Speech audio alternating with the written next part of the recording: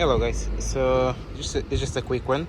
So if you've got a Mark 4 Golf or any car really, and the rear wipers don't work at all, like there's not even like water going through, or you don't even hear the motor of the wipers either front or back, you should check your fuse box. In my case, on the Mark 4 Golf, I took the casing off this bit here, and then obviously on the casings most cars will show you the diagram to let you know what kind of fuse they've got, what for, and everything.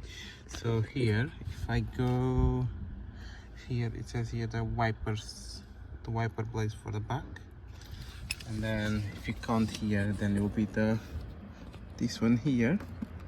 Ooh, yeah.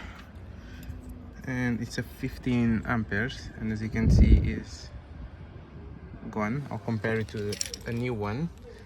I just got some new ones here. As you can see, it's blown. So yeah, we'll just quickly change that. There we go, and then we'll test it now with the car. There we go. As you can see, the front ones work, and the rear one, there we go, it's alive.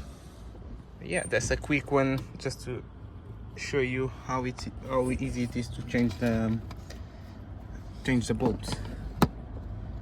Yeah, subscribe for more.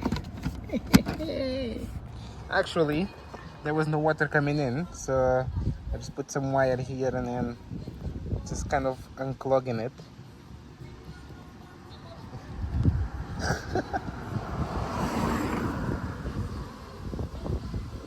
Yeah, there was definitely dirt in there.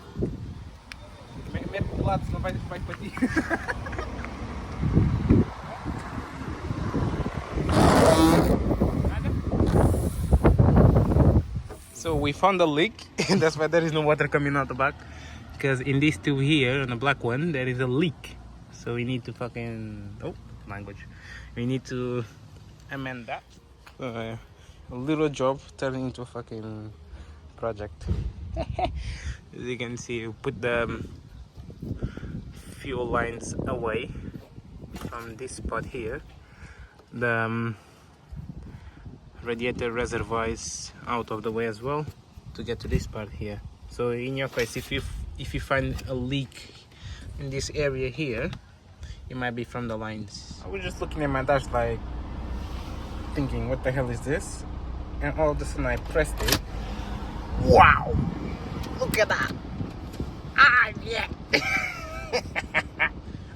This is getting fun now. So I was trying to put an adapter now that I got from the shop, and it started breaking more and more. So I took the line from the